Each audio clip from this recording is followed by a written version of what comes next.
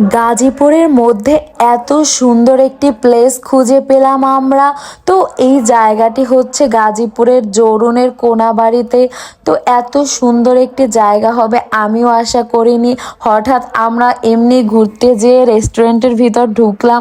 তো ঢুকে আমি একদম অবাক হয়ে গেলাম যে এত সুন্দর আর এত অ্যাস্থেটিকভাবে সাজানো ছিল এই ক্যাফেটা। আপনি যেখানেই যাবেন সেখানে ইচ্ছা করবে যে একটা পিকচার তুলি বা একটা ভিডিও নেই। তো এই যে দেখুন, এটা কিন্তু পুরো কাঠের থিমে তৈরি, সব কিছুই কাঠের।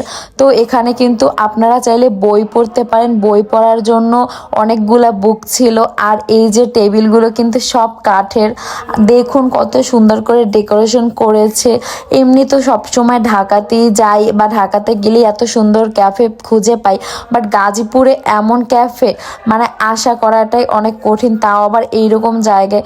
তো আমি তো গিয়ে একদম অবাক। দেখুন নিচে কিন্তু এই যে ছোট একটা পন্ডের মতো ছিল বা অ্যাকোরিয়াম, এখানে অনেক মাছ ছিল।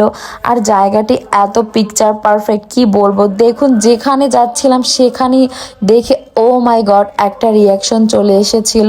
তো ভালোই হলো, এত সুন্দর একটা জায়গায় গেলাম। প্লাস ভ্যালেন্টাইন ডে ছিল, যদিও আমি ভ্যালেন্টাইন ডে বলতে কিছুই পালন করি না।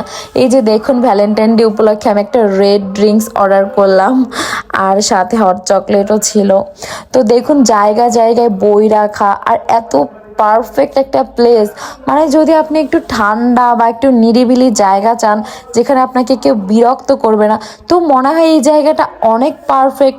যদিও ঢাকা থেকে মেবি জায়গাটা অনেক দূর, বাট আমার বাসা থেকে হাইয়েস্ট আধা ঘন্টাও লাগে না যেতে। তো তাই আমি গিয়েছিলাম। আর দেখুন বাইরের দৃশ্যটাও কত সুন্দর। মানে ওদের ক্যাফে তো ভিতরে সুন্দর অ্যাস্থেটিক, বাট বাইরের সাইডটাও অনেক সুন্দর করে ওরা ডেকোরেশন করেছে। কেমন হয়েছে ভিডিওটি অবশ্যই জানাবেন কিন্তু।